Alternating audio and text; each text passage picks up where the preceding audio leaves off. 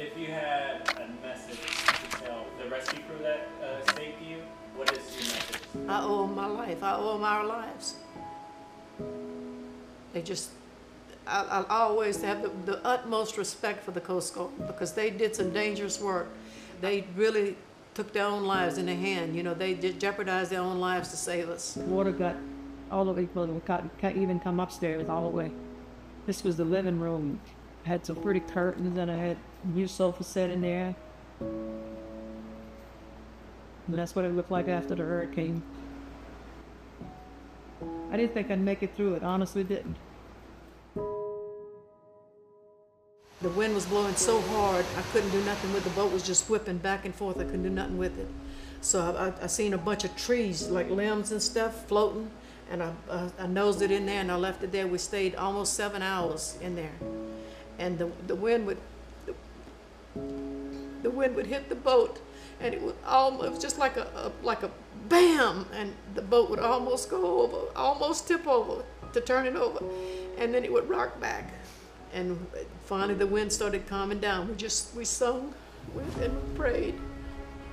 And Cassie just smiled through the whole thing, you know, little bitty thing smiling. And she said, "Mama, they got a radio in here." So I got the radio and I said, "Mayday," I kept hollering, "Mayday, Mayday, we need some help." While the storm was coming in, was still over New Orleans, we decided to follow the storm in with the helos.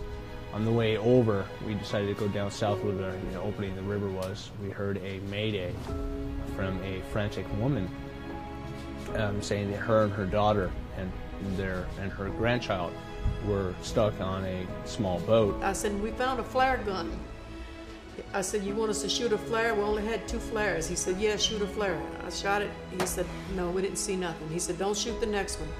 After about 15 minutes of looking for them, we finally saw the flare, and we found a small aluminum boat with a enclosed cabin directly underneath some trees in the middle of a Port Sulphur neighborhood, surrounded by houses that were just about completely underwater. And I looked up there, and this big orange helicopter was up there.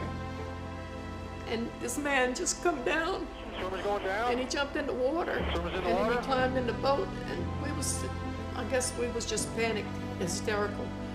And he hugged me, and he said, "Y'all gonna be okay." He said, "We're gonna take care of y'all, y'all gonna be okay." Went inside the boat and found a woman, her daughter, and then the grandchild. Grandchild was a 4-month-old premature girl. Woman and baby are getting in the basket. He got Tasha in the boat with Cassidy. She was holding her in her arms, and 1 dog. He put the dog in the basket. I said, "I'm not leaving without my animals." He said, "They're coming with us." So he lifted her up. West steps door, Charles on deck, being tended. Moving in survivor. Then he set the basket back down. I had 2 dogs, and I was in the basket. And the basket blew into them tree limbs, and Nettles broke the limbs and all and got us out of there and picked us up. And that was the scariest part, getting that basket into the helicopter. I was terrified. What is there that you feel that hasn't been told yet from the story, or anything that you want to add to the story?